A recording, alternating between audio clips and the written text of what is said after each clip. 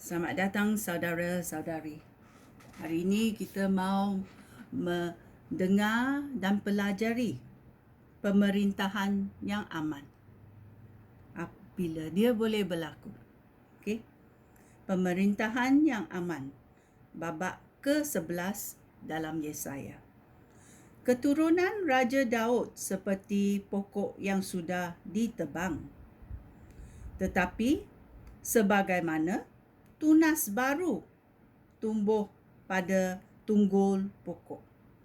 Demikian juga seorang raja yang baru akan muncul daripada keturunan Raja Daud.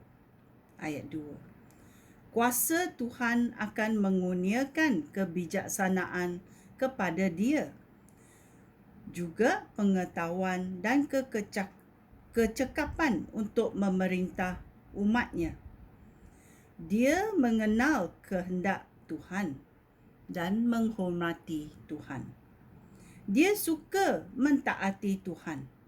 Dia tidak menghakimi orang secara sekilas pandang ataupun berdasarkan kata orang.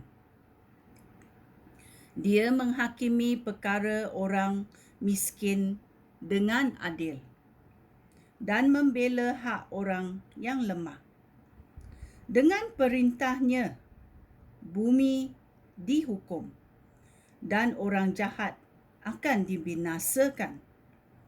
Dia akan memerintah umatnya dengan adil dan jujur. Serigala akan tinggal dengan domba, dan harimau bintang akan berbaring di samping anak kambing. Anak lembu dan anak singa akan makan bersama-sama, dan kanak-kanak akan menjaga semuanya. Lembu dan beruang akan makan bersama-sama, dan anak lembu akan berbaring di samping anak beruang. Singa akan makan rumput seperti lembu. Bahkan bayi tidak akan cedera apabila bermain dekat ular berbisa.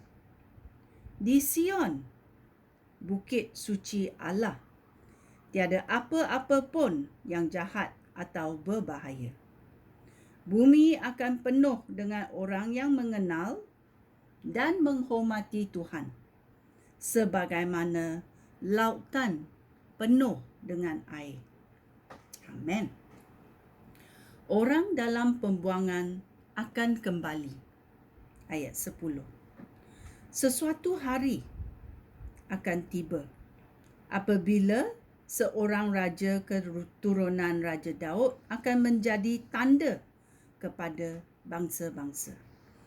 Mereka akan datang kepadanya, dan bangsanya sendiri akan menjadi masyhur.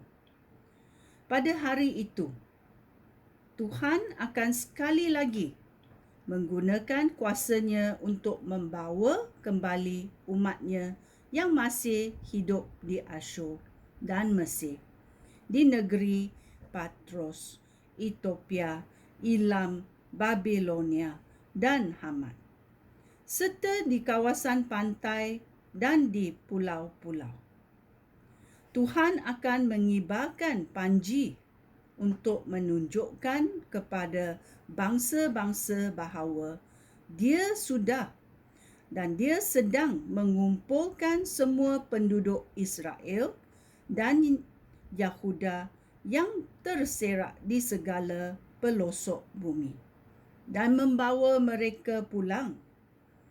Kerajaan Israel tidak lagi iri hati terhadap Yahuda, dan Yahuda pun tidak lagi memusuhi Israel.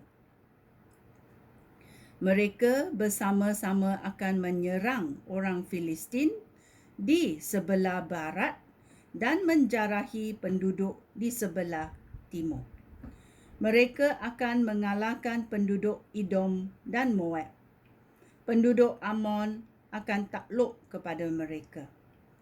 Tuhan akan mengeringkan teluk Suez Dia akan membuat angin panas bertiup sehingga sungai Efrat menjadi 7 batang anak sungai yang cetek.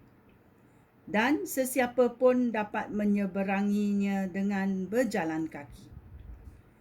Bagi umatnya yang masih hidup, akan ada lebuh raya untuk keluar dari Asyur. Seperti pada waktu nenek moyang bangsa Israel keluar dari Mesir. Ya. Banyak benda-benda ajaib akan berlaku pada suatu hari. Kita menunggunya dengan harapan kerana Tuhan berjanji ia akan berlaku dan ia akan berlaku di masa kelak.